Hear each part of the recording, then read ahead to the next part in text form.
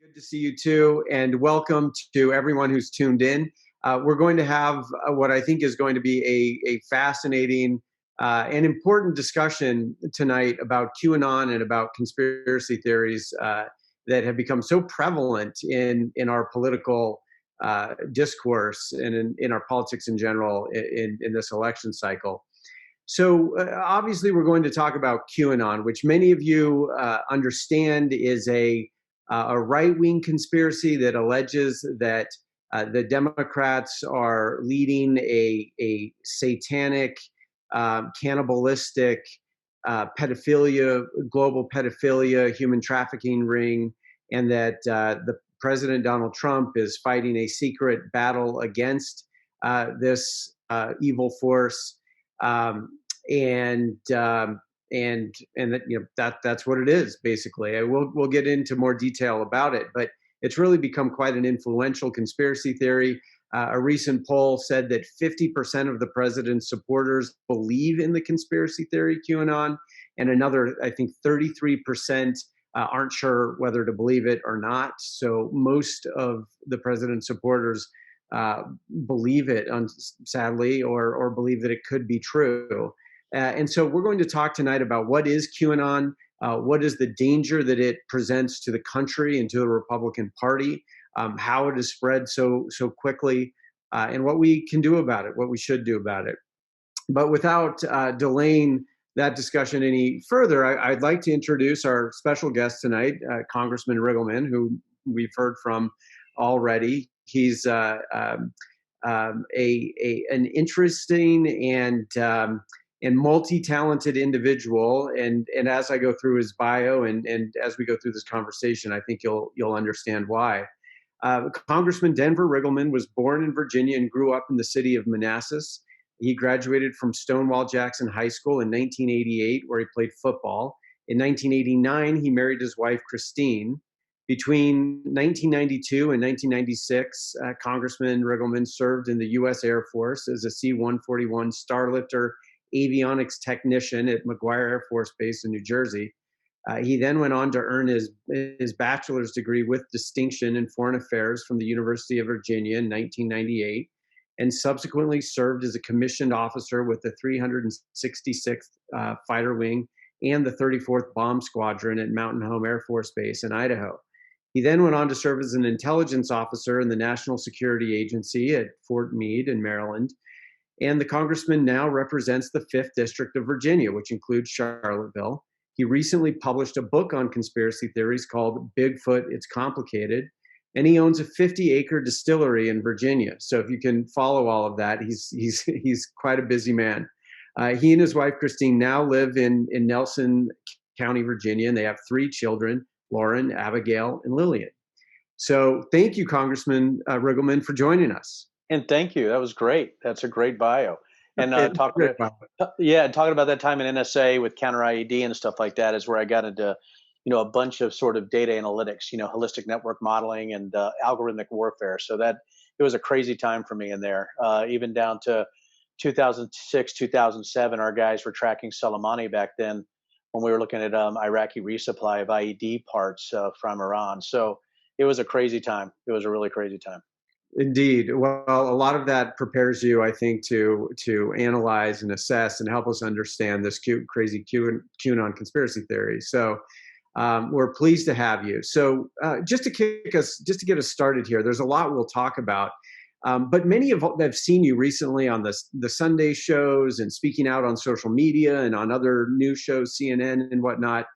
Tell us why you've decided at this particular point to be particularly outspoken in warning against this QAnon conspiracy theory. What's happening now? What's provoked you to play a leadership role in this regard now?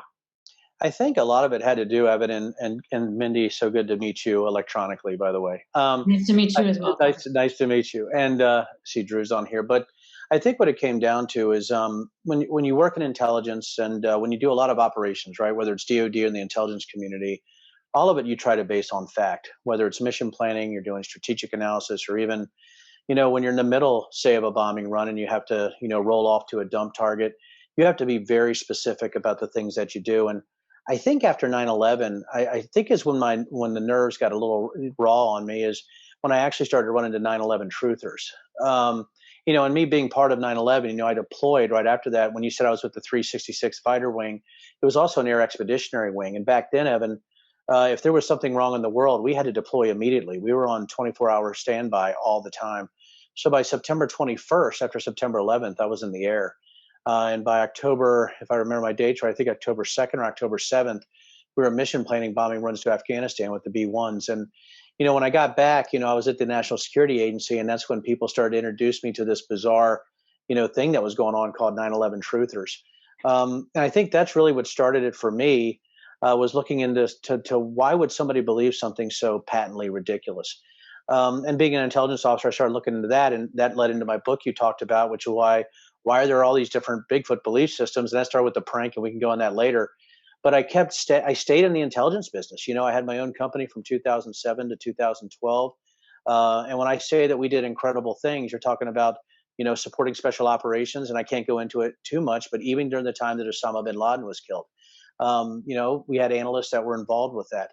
So if you look at my career from Operation Allied Force on the Romanian-Serbian border in 1999 through 9/11, right? My Middle East work in 2000, tracking terrorists like Soleimani and other groups in the counter IED space, and then going in and having a company that not only supported special operations, but did quick reaction capabilities, built technology, and had contracts throughout the intelligence community. I think we actually need to sort of set what we do in policy and facts. When I started, people starting this QAnon theory, and I sort of became familiar with it in 2018 when I was running the first time.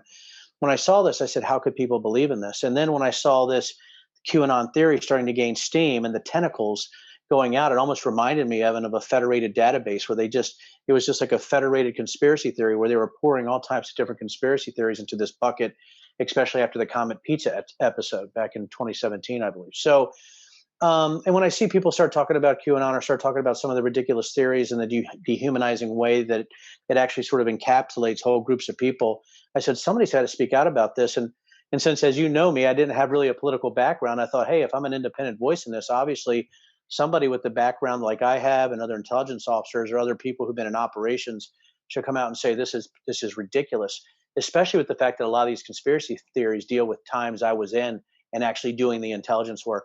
And I think the last thing is the anti-Semitism. It's ripe with it. And, a lot, you look at the elders, the protocols of the elders of Zion, there's a real big baseline there when you talk about adrenochrome, when you're talking about blood sacrifice and talking about some of those things. And I've seen, the messages to me, either in private or public, that are incredibly anti-Semitic and grotesque. So that's really, they wanted to pick a fight. I think they picked a fight with the right guy because, I've been around a while in the community and I know a lot about these topics, probably more than they can imagine. And that's why I'm here. I think we need to have debate on a basis of reality. And I don't think we need to, take trips into the non-real world and then use that as sort of the basis of any type of dialogue in our two-party system. Indeed. Great. Thanks, Congressman. And obviously, Thanks. we really appreciate you standing up as somebody who understands how dangerous this can become. Can you, just starting off, talk about what are some things that can be done, either at the institutional level or just how can individuals do something to try to combat QAnon or other conspiracy theories? First thing is to call it out and reject it, and I really thought, if people could come out and call it out and reject it immediately, people would say, this is nuts. But I didn't really see that. And what I saw too is that I think there's I would say a certain segment, if you have a political career where you're worried, about, I guess, offending any group of voters during a primary or during a close election. And I thought that was pretty interesting. And obviously, I'm not trying to judge those who want to actually win elections, but I will say this: if we allow something to continue to grow without identifying it, it's going to metastasize. And just to let you know, Mindy, I've seen this in Germany too. I don't know if you guys looked at Telegram or what's going on in Germany with with the increase in German language spoken social media posts about QAnon and how prevalent it is there, and actually it's spreading into Italy. And I think that's some of the things that you worry about. Is that okay? Are we going to keep allowing this to metastasize internationally? And right here in the United States is where this movement started. And when you see the people that are actually doing it, and I'm familiar with a few of them, and I'm part of a couple of public domain analytical cells that are looking at this as far as social network analysis. You start to see that a lot of these people are either sort of disaffected, or they're beanbag warriors or keyboard warriors. But I think also you have people that are part of this movement that are grifters. They want to monetize insanity, and again, if we don't speak up, if you don't drag this belief system into the sunlight, I think you're going to have a tough time. And I think that's the best disinfectant. And I think I'm right to do this. Obviously, I've been an independent-minded guy. I've spoke out, and I seem to have had a unique ability to anger those in the fringes of each party. And but I'm going to keep going, because I think that's what we have to do. And I think as Americans, if we see something that we believe needs to be righted, we need to speak out and do it. And we need to use our First Amendment rights to do that. Here, here. Well, that's well said, Congressman. Yeah, I think it's hard to find anybody out there who hasn't heard of QAnon at this point. But I think there's probably still a lot of people who don't exactly understand where this has come from. When did it start? Where did it come from? I mean, it's I tried to summarize the conspiracy theory at the beginning of this conversation, but where did it come from? Is this something that was an organic kind of thing that started with some pranksters, and it's just kind of gotten out of control, but it has no real purpose? Or does it have a purpose? I note that there are several themes that reappear in QAnon messages. In their it's about how Donald Trump is going to save us from this pedophilia cabal. It's a satanic pedophilia cabal. It's that the Russians didn't interfere in 2016. It's that General Flynn is an American hero. I mean, those things, you hear that over and over and over. So there's definitely a theme in this conspiracy theory that seems to have it seems to serve the president, frankly. But what do we make of that? Is there a purpose behind it? Is that what it was created for? Or are we to believe that this is something that just organically popped up and it's just a big prank? People, that question has been asked me many times. And when I look at QAnon, and I look at the number of conspiracies associated with it, you talked about, it's almost like a big piece of flypaper. It just sort of sucks in every conspiracy theory and sort of wraps it into this, these breadcrumbs by Q. I think really where it started from is probably a couple of people that were maybe, God, what's the best word I have, misaligned, after, looking at what happened with Comet Pizza and how easy it was to manipulate individuals to do things that were out of control. I mean, you had an individual go there thinking there was actually some type of pizza, right? And I remember, and Evan, I have to sidetrack here. Somebody actually argued with me, and they said, "Well, there's actually a side door that goes down a little bit." I'm like, "Okay." And I mean, you get, you're like, "All right, man." Yeah, I mean, that small room there, it's difficult, in any circumstance. But I had somebody arguing with me about that, and I get to the point, so I'm not arguing about this, because at that point, when you argue with individuals that aren't arguing from a basis of fact, say mythology, you're actually going to go down a rabbit hole yourself, right? And I've seen that even in the last 14 years, not only in the intelligence business, but writing this darn book, right? How do you argue with people that their whole basis is mythology? And after Comet Pizza, I think people saw an opportunity, and you're seeing the rise of the Chans then too, right? I mean, you had 4chan, you have image boards or message boards. You have individuals that use coded language or memes to actually pass off information. Maybe it was a joke, maybe it was somebody who had a nefarious purpose. But what you see now, regardless of where it started, is that there's certainly a big grift going on here. And it's almost as if some of these individuals are trying to monetize insanity, or they're just trying to cause chaos based on that they're just disaffected persons. They have some kind of psychological issues, or they think they're smarter than everybody, they're narcissists, right? Or, they're just having a lark. And when you look at this all the way across the board, you're like, this is pretty interesting, right? That this is actually coalesced the way it has. And by the way, it gestated for the first couple of years. It really exploded at the beginning of 2020 during COVID, as we've discussed before, and actually really sort of had a bump in July after General Flynn did the oath to the Constitution and used WW1 WGA after that, the oath for QAnon. So the other thing is this, and this is what gets me, even if it was a grift or it was a lark, whereas people messing around with incels, or people who thought they could do the same thing, with memes and with coded language, I think what happens is now you have true believers. And that's the thing when you talk about radicalization, is regardless of where it starts, the radicalization is there. when you try to have a conversation with somebody about some of the ridiculous of it, here's what they say, Evan and Mindy. This is the thing that they'll say, well, this one thing was true. And I'm like, okay, which part of that was true? Well, there are child sex traffickers out there. And when I tell these people, I'm like, listen, do you know the people who are against pedophilia are? Do you know who those people are? Everyone who's not a pedophile. This is not unique to QAnon. That is actually a doorway. And what I tell people about conspiracy theories or cults, or you're talking about radicalization, it's this sort of entreaty or this invitation that you're coming into something better until you step through the door. And that is really what radicalization is about. And, and that's what scares me about it, right? Is that we can talk about the genesis, but right now you have this sort of Q soup, right, of conspiracy theories that people are grabbing onto, and they're using that to make decisions or to dehumanize others or to spout anti-Semitic tropes. And I think that's tropes. I think it's pretty crazy. Yeah, just to follow up on that, Mindy, sorry to cut in for a second, but what do you make of the involvement of former U.S. intelligence officers? I mean, there's a whole group of disgruntled, I would even say failed U.S. intelligence officers, including General Flynn, who have pledged their allegiance to QAnon, or Michael Shore, the former counterintelligence or counterterrorism officer at CIA, who on his personal blog has written a defense of QAnon. Others who are members of this group, veteran intelligence professionals for sanity, of all things, David Steele and William Benny are a part of that.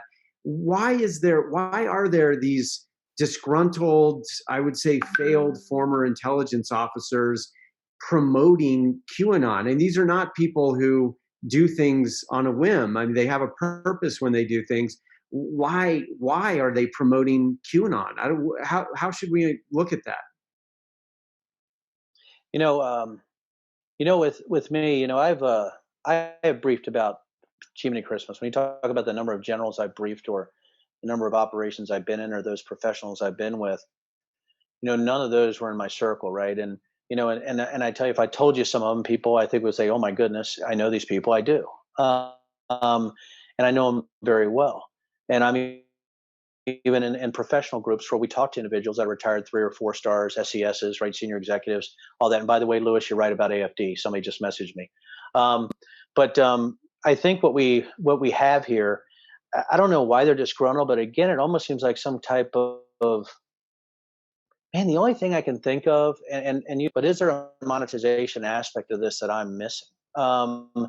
Is there something I'm missing with something that's being manipulated either market wise or election wise or something where they're selling ground coffee, right? There might be something I'm missing on the monetization side or on the influence side that really just sort of befuddles me. And I think, or it's just a bunch of people who think it's a lark, or they think it's funny, or it's a joke, or they look at other people doing this. But it just seems to me that there's some kind of nefarious activity that's in there that they think is happening, or that they're trying to force to happen. They're trying to force this dialogue for something that might be something to do with finances, might be something to do with them wanting to direct something somewhere based on whatever group that they have. And that's why I tell you, people talk about conspiracy theories.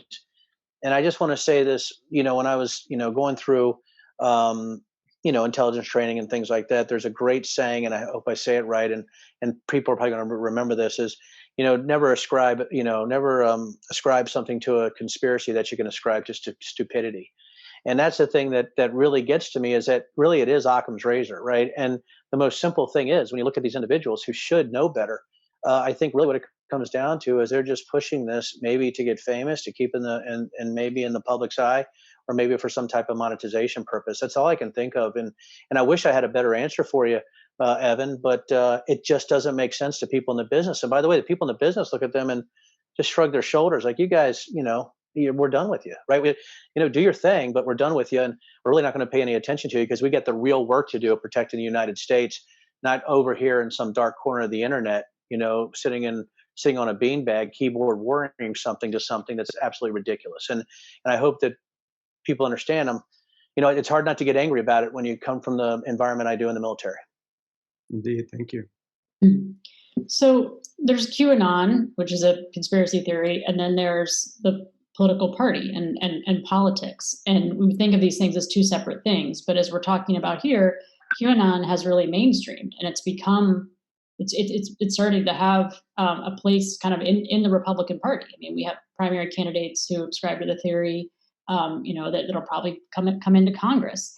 So we're at this point where this conspiracy theory has become mainstream, and I'm wondering your thoughts on kind of how you separate political rhetoric from a conspiracy theory, and kind of the relationship between this moment we're in where a lot of our politics is dominated by negative partisanship, kind of hate for the other side, and kind of how that has an impact on people's willingness to believe kind of anything. So, Mindy, that question's brilliant because that's why I sort of had I guess you would say a direct targeted sort of thing going at QAnon last week based on trying to split, politics away from conspiracy theories about what happened last week when that individual with the last name of Perot, spelled parrot. Um, sorry, just had one of my military jokes go through my mind that I cannot say. But somebody named Perot out there saying that he has proof on a couple different levels, right? I'm going to simplify this because it was so outlandish. First of all, that Osama bin Laden wasn't killed; it was his body double. And the other thing is that the United States government had SEAL Team 6 killed with Vice President Joe Biden at the time in charge of that operation or giving that direct order or something to that effect. So I watched that entire thing, and I know you guys are like, oh my God, Denver, please don't watch this stuff. But you have to watch it to understand it, right? It's intelligence preparation of the battlefield. So I watched that. Then I watched some things that happened with a network that had over 1.7 million subscribers on YouTube. And that was one step away, right? You're one step away from the tweet. You can go right to that YouTube video. And there's this individual on there, and she was a survivor contestant. And she's talking about this conspiracy theory and about the traitors that were involved. And here are the traitors that she identified that should be hanged. And that was President Obama, Vice President Biden. It was Tennant, Panetta, and Hillary Clinton. And listen, we can have policy differences. We can have issues. We have different solution sets. Maybe as different people on the right and left part of the spectrum on where you should be. We don't want is for politics, and Mindy, this speaks to your question. We don't want people going up there saying, hey, I'm running against a Democrat because they support a candidate who killed SEAL Team 6.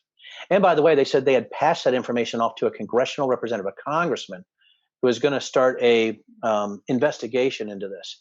This, Mindy, is where people need to say, hold on a sec. And I think it's at that confluence that we have to fight. That's when we have to get in the breach and say, okay, enough of this. And now, by the way, where is that evidence? This was a week or two ago as it was forthcoming. And the fact is they used the father of one of those killed in Benghazi, right, to do some of this, I believe. And, it was just this rambling wreck of a conspiracy theory. And by the way, a lot of people bought into it. And if you went to look at this news station, which I don't know if you guys want me to say publicly or I think it's called, right. I think it's called Next News Now or something like that on YouTube. I watched it twice and it was, I just sort of shook my head like this is, and they have a lot of followers, guys. I mean, if you go on social media and look at the followers for the individuals that were talking, it should shake you up a little bit. And I think when you're somebody like me who said, you know what, you don't get to bully with stupidity. You don't get to conspiracy around, right? You don't get to do that. Right. And the thing is that when you do that, if you do dehumanize at that level, what else are you preaching out there? What else is going on in the chants? What else is going on in the image boards? And what else? Where is that radicalization happening? And do people actually believe it? And I want to tell you guys, when it comes to the confluence of politics and conspiracy, it's also personal.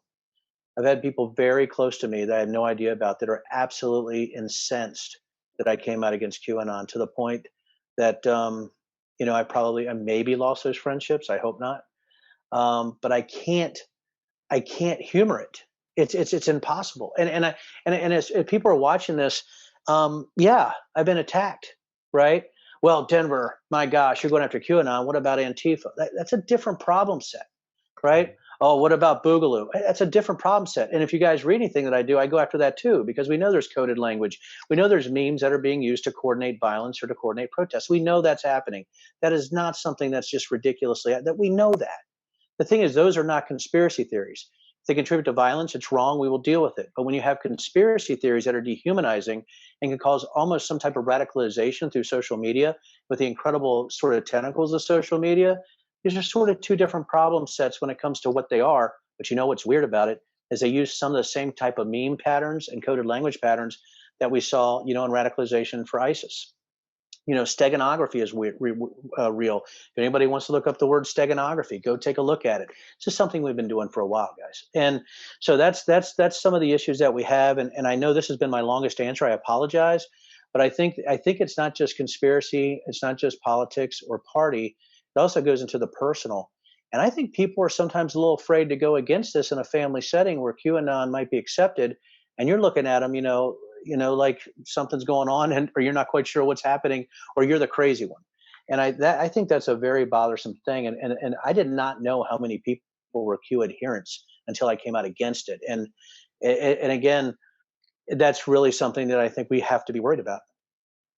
Yeah, Congressman, here in Utah, I hear a lot of people repeat conspiracy elements of the QAnon conspiracy who I think probably have never heard of QAnon, or maybe, they've heard of it in the last couple of weeks. But even a couple of months ago, I was hearing people out here, sadly, repeat parts of the conspiracy theory that is the general QAnon conspiracy. And it's really troubling. And I even know people who have lost family members to this, where, if, family member X doesn't buy into QAnon, family member Y won't speak to them anymore. And I've received even veiled-ish threats from people about this great awakening that QAnon talks about, wherein all of Trump's opposition are going to be slaughtered eventually, and they're members of the QAnon conspiracy community who look forward to that. And so it's wild stuff. And I think that's why the FBI has designated this conspiracy community as a domestic terror threat. But at the same time, even as dangerous as it is, it seems to be gaining so much traction within the Republican Party. I think there are 20 some odd candidates I'm come from the Republican side of the aisle, and obviously you're a sitting Republican congressman. Both Mindy and I come from Republican politics. And we've got about 20 candidates who have either pledged allegiance or said that they believe in QAnon, or they've catered to it. They go on the QAnon podcast, et cetera. And then you even have sitting members of Congress sharing QAnon material and basically promoting the conspiracy theory. So I just, as somebody like you who's in the middle of, these are your colleagues, or these are people who will be in Congress soon, and some of them are in Congress. What's the deal? Do people do they actually believe in this conspiracy theory, or is it political opportunism that they're jumping on because they think it's going to help them? Which is it? The most incredible sentence I heard was that this, right? And it was also when, I was pretty much an accidental congressman, right? And I was in the intelligence field, and here I am, trying to learn coming up, and I did some things independently that somebody said, listen, that's the right thing to do, but here's what's going to happen, Denver. You're going to lose a portion of your base. And when I came out against QAnon, I immediately got a text from a buddy, said, hey, Denver, you're right. And these people are crazy, but if you ignore them, they'll probably just go away. And, why poke the bear? Why, those are votes you can need, that you might be able to get, if you just roll a little bit. And I just said, hey, I can't do it, man. I can't do this. And the reason I can't do it is because, first of all, I guess I'm in that unique position that I don't know if a lot of people are in. There's some, obviously, where I don't need a paycheck in Congress, right? I've done pretty well in my life. And I think the other position I am is I just cannot stand bullies. Evan, Mindy, and if it's conspiracy bullies, if it's bullies with policy, if it's bullies physical, it is something that gets under my skin on a level it's hard to imagine. And here we have individuals, I put out a tweet, and it's so funny because, and I think this will make you all laugh, because I'm not social media is so powerful, but it's also so ridiculous, right? Every thread is only as smart as its dumbest tweet, But so I was, I was checking this out, I had 10,500 comments. And, some of those where I was a member of the Zog. I was running Bibi Netanyahu's pedophile ring for Israel. I got a picture of the gallows, right, saying, what they do to traitors. And by the way, as an aside, I know way too much about this video, Devin, so I'm sorry. But in that YouTube video I originally talked about, she said that Kamala Harris actually sponsored the anti-lynching legislation because she was afraid that traitors could still be hung. And I'm looking at this, and I'm thinking, how does somebody not speak out against this? What is a political career so important, or that paycheck, that service means that you're going to just sort of ignore or pander to a certain subset that are obviously saying things that are not only wrong but could be dangerous? And by the way, I will tell you this, Evan and Mindy, I can almost tell by how sentence structures are now by political folks whether they're sort of Q adherents or not. And it's just because when you start reading it, there's certain ways that they phrase things, and I'm not going to, go into this, but I saw some phrasing from a certain individual who was running for a political office, and I'm like, huh, I wonder, and I didn't know who this was, and I'm like, that sentence structure is really interesting to me. So I started doing some digging, and daggone if I wasn't right. I got to tell you, I mean, a year ago, she said some pretty incredible things, about QAnon, and I could tell just by the sentence structure when she was talking about the globalists and the way that she put the sentence together. I'm like, she's Q. And if you read enough of it, when you read 10,500 Twitter comments, when you read the Facebook weirdness, when you're looking at, things like Telegram, when you're looking at all that, you're like, the sentence structure starts to make sense, and you start to identify them by language. That's how they self-identify, Evan and Mindy. They self-identify with language, with memes, coded language, certain types of phrasing. And it's the same thing. And I'm not, again, we're not going to get off on this tangent. It's the same thing that Antifa with ACAB, right? ACAB, which is all cops are, bastards. And and they use these type of memes or acronym sets or these type of coded language to actually hide it. But they also, have trip codes, and they do a lot of other things. But, you can almost tell by language. And how do you not step up? I mean, and if people say, Denver, you destroyed your political career, I don't care. I mean, my whole life has been hunting terrorists and making whiskey. I still can do that. And that's why, again, I'm going to get hit again, right? Because, and I'm going to go to this. The very book I wrote was about disinformation that happened against me in 2018 when they accused me of Bigfoot erotic, which made me laugh, right? But it's this very book that I have, which is Bigfoot is Complicated, because I go into disinformation and misinformation about how you push people to that direction, and I did it in a fun way. But again, it happened to me, the very thing that I saw in information operations and intelligence, just based on social media and media not validating information. It is so easy to spread disinformation. That's why the responsibility of us to stop it is that important. And if we don't take that responsibility in a serious way, I think we're failing the American people. Well, we certainly want to get to that. What can we all do about it? But what does that mean, Congressman? You're saying that you've got colleagues who are saying, or friends who are telling you, look, if you come out against QAnon, then you're going to lose a portion of your base. That means that a sitting Republican congressman, if he or she wants to win re-election, if they speak against QAnon, then they may have a harder time winning. Winning their next primary. And they will. So what does this mean if you can't run in a Republican primary without catering or encouraging or promoting QAnon?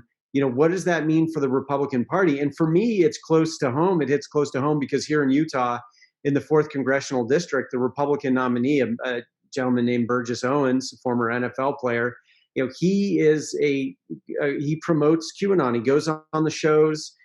He says it's something that needs to be looked into. Sometimes he claims he's never heard of it. Other times he says it's something we need to look into. But he's clearly sort of somebody who's catering to QAnon.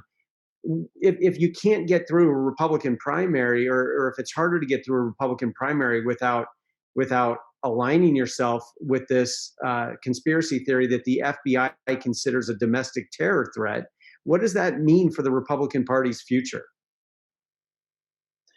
In certain parts of the country, they should be afraid. And, for Virginia, it's even worse, right, Evan and Mindy, conventions, right? You don't even have a primary. And that's the thing that happens, is that you only have 25 people. Like for me in a church parking lot, they didn't allow a primary because they were scared to death of me. And that's the issue that you have as a human being, is that like, what do I do? And this, okay, guys, politics, right? I was never in it. I always worked behind the door in ops, right? I was at the Pentagon. I was in electronic warfare. I had my distillery, hundreds of thousands. I love people, have a great time, but I'll be danged if I was going to be in politics, right? Um, and I guess where I'm going here is this: is how do we, say in Virginia, where you only have 2,500 people voting, it's just committee members or ideologues that are pushing this, and they're saying you have to go all the way over here. If you don't go over here, we're not just not going to support you, we're going to actively go against you. And you want to be a congressman so bad, or you want to be, this elected official so bad. That's your life dream. You're like, you know what? It's only 10 or 15%, right? It's, if you look at registered voter polls, 15% believe completely, 23% think they believe. If you look at Trump voters specifically, it's 50%, like you said, Evan, right? So you're like, you know what? I'm just going to, I'm not going to, hey guys, you can believe what you want to believe. It's okay. And the whole time that person might have just been on some site where it said that, by the way, Denver Riggleman is actually funding the pedophile ring for Bibi Netanyahu in Israel. This guy's evil, right? And you don't know what kind of radicalization or dehumanization is going on for certain individuals. Or this guy who's a Democrat, you know what? We're going to send out something as a committee, or send something out as a state party that says that he likes to support pedophiles, which has happened, by the way, or the robocalls that happen with stuff like this. It's unconscionable. And I think what's going to happen, if you see it in Virginia right now, is that 30% self-identify as independents. I think you're going to see the Republican Party become a third party in a lot of these states. And that's because people are going to say, listen, we think the fiscal policies are good. Yeah, you can't actually be pushing conspiracy theories that talk about, certain groups of people are sucking blood, or blood libel, or, that they're trying to get adrenochrome, or that they think that SEAL Team 6 was killed by the government, or they think that Osama bin Laden had a body double, or they think that 9/11 was faked, or they think that there's a freaking big ice cliff on the flat Earth wall, all this kind of stuff. You get to the point where you're like, we can't do it anymore. Moon landing wasn't faked. 9/11 was an inside job. President Biden didn't kill SEAL Team 6. Democrats aren't sacrificing babies to make adrenochrome, right? And there's not a deep state cabal or coup being funded by these pedophilists, right? These people who practice pedophilia. It's not happening. And but again, people bought into it, and now it's very difficult to have that discussion. And if we don't have the discussion, the Republican Party is going to have a real issue trying to root out that cancer that's sort of starting to snake its way through the body of the party itself. Yeah, that's really, really scary, because, I think what you're talking about is actually a best case scenario, maybe not from like a Republican operative perspective, but certainly for the country, because otherwise what could happen is it actually becomes more popularized. It takes root in the Republican Party, and that isn't necessarily politically disadvantageous. It's actually just means that it's taken root and grown. Oh, go ahead. Sorry, Mindy. Yeah, I wanted to talk about, actually, conspiracy theories have been around, in our country since the beginning of our country, and they've also been in our politics before. Yes. But one thing that's different now is social media, and just how quickly things can spread, and how people can kind of live in their own bubbles. What do you think? I know the social media platforms are taking steps to try to address these conspiracy theories, but what do you think they need to do, or what more do they need to do? I think as far as the platforms are concerned, the thing that I worry about, is as much as I talk about conspiracy theories, I'm also, when it comes to, constitutional rights like the First Amendment, I'm like a huge constitutional, I just think that's what makes America so great. As private platforms, though, I think you almost have to be able to identify whether algorithmically or through where things are going, which it's possible to do in some ways. And I know that's another 1 hour, webinar, but it's possible, I think, to if you see something going crazy, you can actually sort of identify it, right? I think you can spike and start looking at some of these areas. But as far as the private companies, they're sort of between a rock and a hard place, right? Whether, are they going to become a publisher? Are they going to start to censor? When do you stop or when do you start? When does it become dangerous? When does that hate speech cross the line on First Amendment? And when is it actually saying we need to actually hurt this individual? What you saw on the internet today, I think it was a former Malaysian prime minister saying that Muslims should be able to kill the French in the millions because of what happened to them in the past. That stuff, is obviously crosses a line, right? And, for me, knowing how powerful language is and how powerful radicalization is, it puts me even in a conundrum. And I guess I guess the thing that we can do, Mindy, is not only do we have to have, an incredible effort by the big private platforms to look at how those algorithms are actually targeting people in a marketing sense and how they're creating these echo chambers or these popcorn boxes that you're screaming into.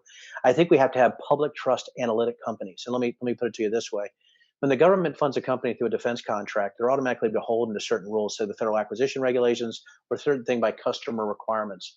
I think you need public trust companies or funded privately that actually look at these type of groups and start to identify them and to actually call them out, which means these public trust analytic companies need to drag them into the sunlight. That's what I'm trying to do.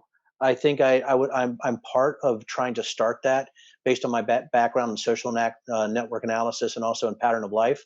But also, I got a pretty good technology background. That foreign affairs from UVA is great. I went and got a master's certificate from Villanova. But the training that I got in the National Security Agency and the United States Air Force was absolutely incredible. And even this, sort of knuckle dragging liberal arts major, right, in foreign affairs, I started to get pretty good at this after 10, 15 years at the agency. So now, what if you could use those techniques and technology? What if you could fight against them using public trust? What if you could identify these individuals and put it out and have people fund this and say, hey, we've had enough of this crap, and these are the people that are doing it. I don't think we push them into the dark corners. I think we drag these vampires into the sunlight. And I think if you do that, you're going to start to scare people. And I think the only way to do this is using blunt force trauma, and that's in a technology way. Yeah, that might be a little different than what other people say, but that's my background is war fighting. But it's also trying to find those individuals that were hurting Americans the most, whether it was through IEDs or whether it was through surreptitious attacks, right, in certain areas around the world. So I think that's what we have to do. We not only have to have the private platforms actually try to identify where these dark spots are, but I think we need companies outside of that use those same techniques to identify these individuals or these sort of groups. We need to drag them out, and we need to identify them and point at them. And I think that's what we do. And I would love to be a part of that. Thank you, Congressman. You've played a leadership role in calling out QAnon and in warning the country and the Republican Party about its influence. And just a moment ago, you talked about what you think the impact will be if QAnon continues to expand its influence within the Republican Party. At least in Virginia, you see it becoming the party, a third party. You're finishing up your time in your service in Congress now. And as you look at the political landscape, where you see the Republican Party drifting into this dark corner of QAnon conspiracies, how do you think about your leadership going forward in a state where the Republican Party has become, even before QAnon, increasingly radicalized? Democrats are stepping forward. A lot of unifying Democrats, frankly, moderate Democrats like your colleague Abby Spanberger, a former CIA officer, they're stepping forward to lead as the Republican Party in the state becomes more and more radical. If it continues down on this road, what's the next step for you? Are you, will you lead as an independent? Will you just focus on your business? What will you do? I told somebody, Evan, I had this question. I said, I always thought like I am a constitutional Republican, right? And you know what? Part of it, Evan, is, we've had some discussions. My wife had to drag me out to vote, right? I was working, or I was doing crazy things. I was at the Pentagon. I was overseas, right? She goes, "Honey, you got to vote." I'm like, "Oh, it doesn't matter. I'm only one dude. I've done the math on this. I've done the analytics. One vote. Come on."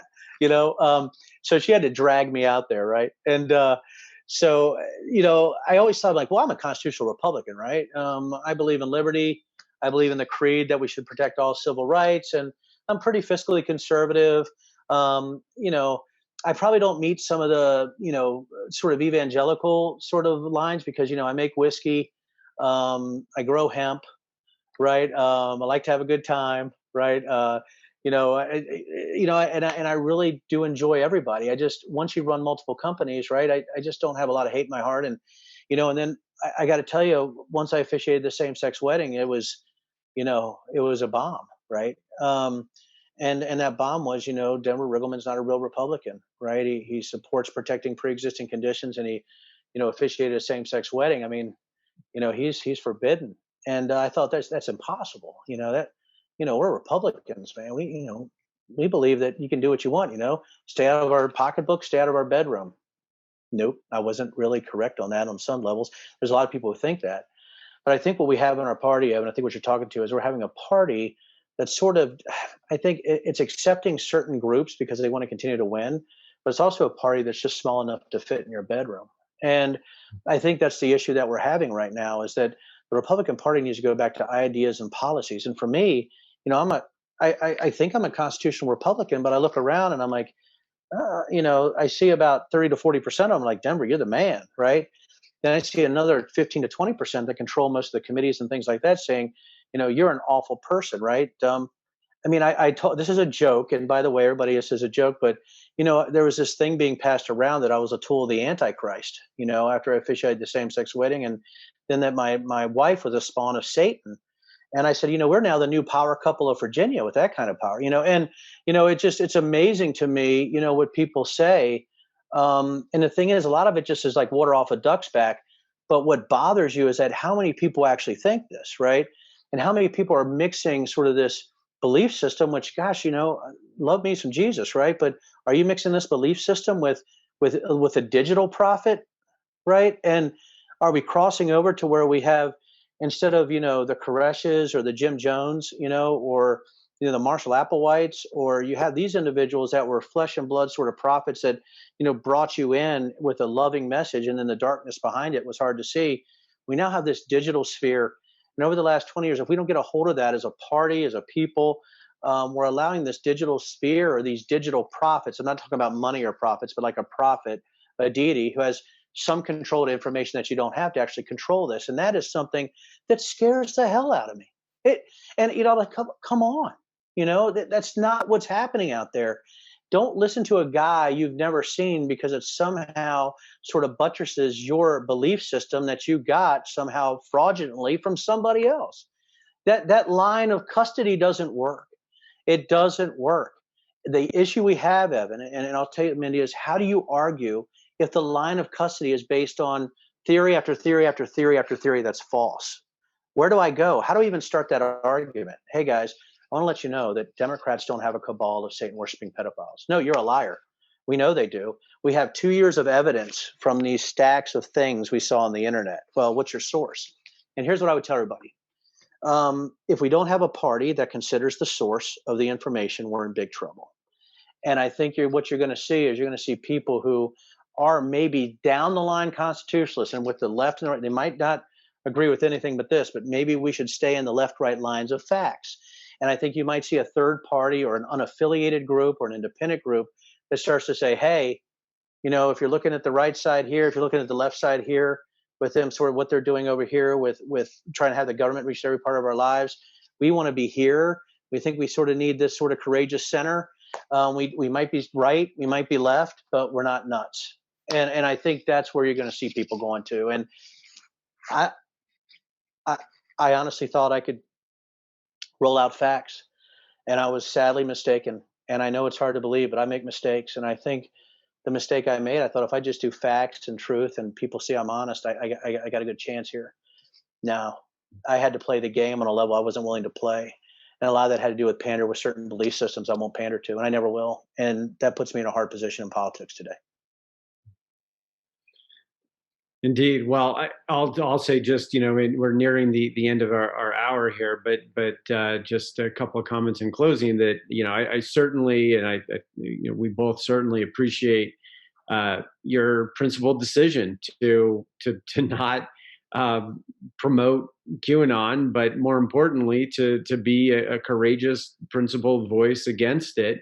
It's really quite shocking in a way that you're, I think, the only one on the Republican side. I mean, there should be so many more, but but it's important leadership in this moment.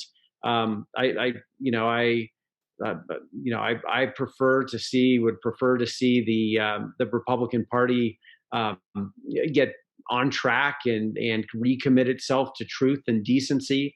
Yeah, I don't know if that can happen or not on any kind of near term timeline.